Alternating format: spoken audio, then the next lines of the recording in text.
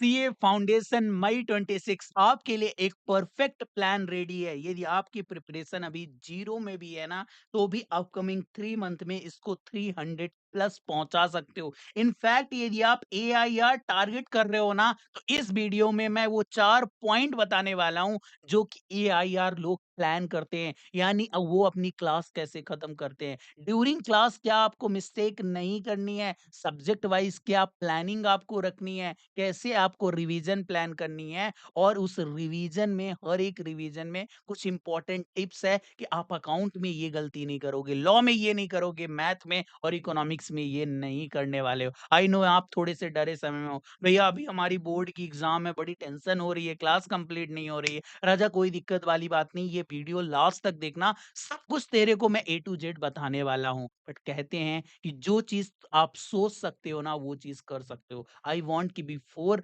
Starting the video आप जाओ नीचे कमेंट बॉक्स पे लिखो अकाउंट, लॉ, मैथ, इकोनॉमिक्स में मेरे सब्जेक्ट वाइज ये नंबर रहने वाले। मैनिफेस्ट करो कि भैया मैं जो है कौन सी एआईआर लेके आने वाला हूँ। लिखो जाके सीए इंटरलोडिंग। चलो फटाफट वीडियो की शुरुआत करते हैं। वीडियो का लाइक टारगेट रखते हैं 300 लाइक का। आई होप आप अचीव करवा देने वाले हो। सबसे पहली चीज कि आपको अपनी क्लास ना टाइमली बेसिस पे खत्म करनी होगी, यानी एज सून एज पॉसिबल आपको अपनी क्लास खत्म करनी होगी। यहीं पे अधिकतर बच्चे ना गलत स्ट्रेटजी यूज करते हैं, यानी मोस्ट ऑफ द स्टूडेंट जो है वो गलत तरीके से क्लास को खत्म करना चाहते हैं। उनको लगता है कि हम एक सब्जेक्ट में परफेक्ट बन जाए ना तो काम बन जाने वाला है। बट दोस्त आप ये समझो कि एक सब्जेक्ट के परफेक्ट होने से ना आपका रिजल्ट परफेक्ट नहीं होगा। यदि अपने को पास लिखवाना है यानी सक्सेसफुल मार्कशीट में लिखवाना है ना, तो चारों सब्जेक्ट को इक्वल वेटेज देना पड़ेगा।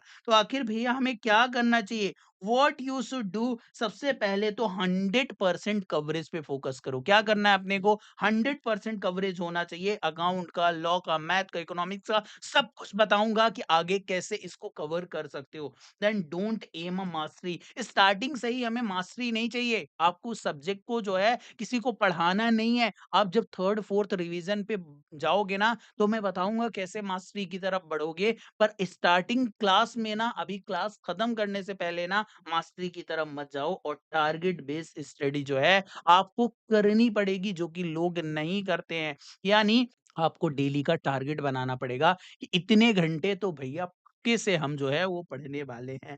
पॉइंट नंबर 2, आपको ना ये लेक्चर लेक्चर लेक्चर देखने से ज्यादा आपको प्रैक्टिस में फोकस करना पड़ेगा। आप सच्ची में बताओ ना, कितने घंटे लेक्चर देखते हो और कितने घंटे प्रैक्टिस करते हो? जितने बच्चों से मेरी बात होती है, भैया मैंने पिछला अटेम्प्ट तो दिया था बट वहां पे मैंने मॉक टेस्ट नहीं दिया था। बेटा क्या कर रहा है? आईसीआई उन बच्चों को बिल्कुल भी लाइक नहीं करता जो सिर्फ और सिर्फ जो है लेक्चर देख के आए हुए हैं। आपको लेक्चर देखने से कॉन्फिडेंस तो आएगा, बट आप एग्जाम पास नहीं करोगे। यानी आपको क्वेश्चन सॉल्व करने से ही मार्क्स आएंगे। यदि आप क्वेश्चन सॉल्व नहीं कर रहे हो ना, अगेन आप एक ट्रैप में फंसने वाले हो। ठीक है भैया, हम अब ना अच्छे से जो है वो करने वाले हैं। ऐसा वाला कमेंट जाके लिखो कि यस भैया हम जो है अच्छे से क्वेश्चन प्रैक्टिस करेंगे। Point number 3, mock test plus error books. ध्यान से, ये बड़ा इंपॉर्टेंट पॉइंट है। ये जिनकी एआईआर आई है ना, जब मैंने इंटरव्यू लिया, ये आपको चैनल में मिल जाएगा, लाइव सेक्शन में जाके देखना भी। इन्होंने बोला कि मैंने भैया हर एक सब्जेक्ट का 10 फुल सिलेबस टेस्ट दिया था, तब जाके एआईआर 8 आई है इनकी।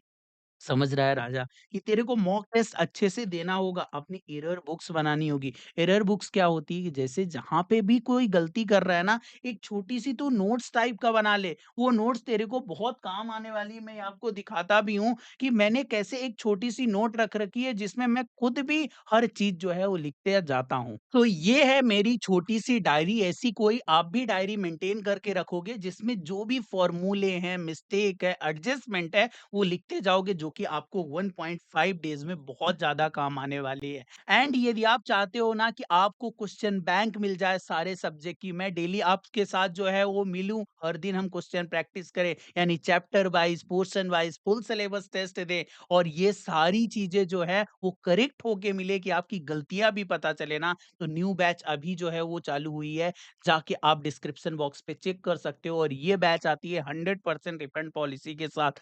मतलब यदि आप ये सारी चीज़ें करते हो और उसके बाद भी आपका पॉजिटिव रिजल्ट नहीं आता है ना, we will give you 100% back. इतना हम कॉन्फिडेंस से इसलिए बोल पाते हैं क्योंकि उसमें सीट बहुत लिमिटेड रहती है, ओनली 21 स्टूडेंट के लिए है, जाके आप डिस्क्रिप्शन बॉक्स पे चेक कर सकते हो। हम वीडियो में 4th पॉइंट पे आते हैं कि आखिर भैया हम जो है वो मॉक टेस्ट दें, क्यों दें? आप बताओ ना मेरे को मॉक टेस्ट क्यों देना चाहिए? दोस्त सबसे पहली बात तो आपको टाइम मैनेजमेंट समझ में आएगा कि हमें जो है वो कितना 3 घंटे में कैसे पेपर कर पाएँ। देन दूसरा प्रेजेंटेशन समझ में आएगा और यही हम उस बैच में ना आपको हर एक प्रेजेंटेशन में रिमार्क लिख के देते हैं। देख राजा तूने यहाँ-यहाँ पे गलती कर रखी है, इसको हम कैसे करेक्ट कर सकते हैं। क्वेश्चन सिलेक्शन हमें हमेशा जो है फर्स्ट क्वेश्चन से ही स्टार्टिंग नहीं करनी होती, कभी-कभी स्किप भी करना होता है। लाइक यदि हमारा फास्ट बॉलर बाउंसर फेंक रहा है तो हमें डक करना होता है। उसी तरीके से क्वेश्चन का सिलेक्शन समझ में आता है और स्ट्रेस कंट्रोल। कितनी बार आपके साथ भी ऐसा हुआ होगा कि एग्ज़ाम में हम जाते हैं, घर में तो सारी चीज़ें आ रही होती हैं, पर एग्ज़ाम जाते ही ब्लैंक हो जाता है। यदि आपके साथ भी ऐसा हुआ है, तो मेरे को कमेंट बॉक्स पे बताना और ये सारी चीज़ें मॉक टेस्ट सॉल्व करने से डील हो जाती हैं। देन उसके बाद 4th पॉइंट आता है हमारा रिवाइज़ स्मार्ट नॉट हार्ड। इसका मतलब क्या हुआ, जब मैं रैंकर से बात करता हूँ, 300 प्लस वाले बच्चों से बात करता हूँ ना, तो वो हमेशा बोलते हैं कि भैया सबसे बड़ी जो मिस्टेक लोग करते हैं ना और जो हमने नहीं की वो है कि रीडिंग अ फुल बुक्स। अभी आपके पास टाइम है, मैं तो आपको बोल रहा हूँ कि आप अभी 100% कवरेज करो, बट आपको ना लास्ट 1.5 डेज में ना पूरा का पूरा बुक रिवाइज नहीं करना है, बल्कि ऐसी छोटी-छोटी कॉपी बनानी है और इन कॉपी में लिखते जाना है सारे वो कॉन्सेप्ट, सारे वो फॉर्मूले जो कि आपको 1.5 डेज में काम आए, ठीक है? Use a smart revision method. इसके साथ ही मैं आपको पूरा का पूरा एक रिवीजन प्लान भी बता रहा हूँ और वीडियो में आगे बताऊँगा कि अकाउंट में, लॉ में, मैथ, इकोनॉमिक्स में कौन से इंपॉर्टेंट चैप्टर हैं, जिनको आपको अपने एग्ज़ाम के लिए ध्यान में रखना है। पहली चीज़, आपका जो फर्स्ट रिवीजन होगा ना, वो ईच सब्जेक्ट मैंने 10 डेज़ दिया है। 4 सब्जेक्ट हैं आपकी और हर एक सब्जेक्ट में 10-10 डेज़ दिया, तो इस तरीके से राजा हो जाते हैं 40 डेज़। देन इसके बाद अगली जो है वो रिवीजन यानी सेकंड रिवीजन में मैंने हर एक सब्जेक्ट के साथ आपको 5 डेज़ दिया है, यानी 20 डेज़ में आपको सेकंड रिवीजन खत्म करना है। Third revision 3 days each subject यानी 12 डेज़ में खत्म करना है और fourth revision 1.5 days like exam जैसा होना चाहिए, जिसमें 6 डेज़ लगेंगे। ये टोटल मिला के आते हैं हमारे 78 डेज़। तो भैया मेरे पास तो इससे बहुत ज़्यादा है। देख मैंने 10 दिन का एक एडजस्टमेंट मारा है। तेरी कभी भी तबीयत खराब हो सकता है किसी दिन तेरा मन ना पड़े। अभी होली आएगी, इन सारी चीज़ों को मैंने इनकॉर्पोरेट कर लिया है। हो सकता है किसी की शादी वगैरह में जाना हो तो भी तेरे पास इस बैकअप प्लान को बना के भी 88-90 डेज़ हैं, जो कि आराम से कर सकता है। फ़ेब मंथ में तेरे को टारगेट करना है कि अपनी सबसे पहले क्लासेस खत्म कर। मार्च में जो है अपना फर्स्ट रिवीजन खत्म करना है, अप्रैल के फर्स्ट 20 डेज़ में अपना सेकंड रिवीजन और लास्ट के जो है वो 10-12 डेज़ में आपको अपना जो है वो थर्ड रिवीजन खत्म करना है। देन हमें 1.5 डेज़ की प्लानिंग करनी है। क्या वो चीज़ें हैं जो कि मैथ में, लॉ में आपको ध्यान रखने की ज़रूरत है, मैं फटाफट बता देता हूँ। सबसे पहली बात तो आपको ये करना होगा कि जब अकाउंट पढ़ रहे हो ना, तो एडजस्टमेंट काफ़ी ध्यान रखना। 4 से 5 चैप्टर बताता हूँ जो कि most important, company account 25 marks का आता है।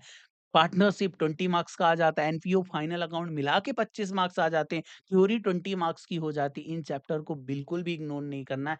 एक-एक क्वेश्चन चुन-चुन के करना, अपने जो है वो लाइफ लॉन्ग लर्नर में क्वेश्चन बैंक भी मिल जाएगी, आप उनसे सारे क्वेश्चन जो है वो सॉल्व कर सकते हो। जब लॉ में आओगे ना, तो ध्यान रखना कि Indian contract act 1/3 of the course है, यानी 33 मार्क्स का अकेले जो है इंडियन कॉन्ट्रैक्ट एक्ट आता है, तो उसको तो बहुत अच्छे से करो ही, उसमें 9 यूनिट है।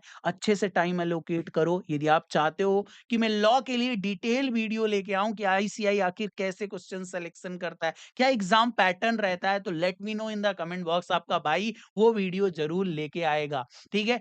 लॉ में सबसे ज़्यादा ध्यान रखने वाली बात है कीवर्ड, तो मैंने अगेन आपको बताया कि ऐसी डायरी मेंटेन करके उसमें कीवर्ड छोटे-छोटे जो है वो लिखते चले जाने हैं। मैथ्स की मैं बात करूँ तो मैथ्स 3 पार्ट में डिवाइडेड है।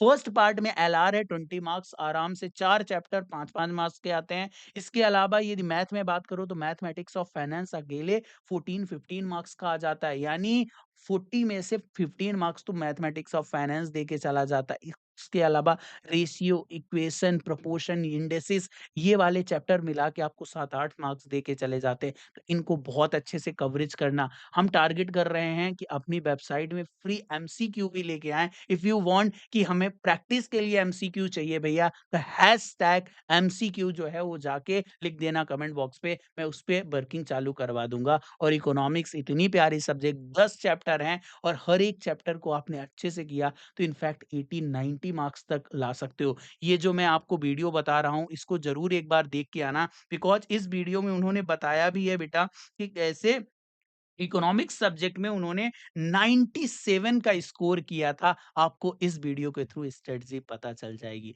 ये वीडियो के इस पार्ट तक आप हो ना, तो मेरे को ज़रूर अपना नाम लिख के उसके आगे सीए लिख के बताना, ताकि मेरे को पता चले कि कितने सीरियस स्टूडेंट मेरे साथ लास्ट वीडियो के पार्ट तक बने हुए हैं।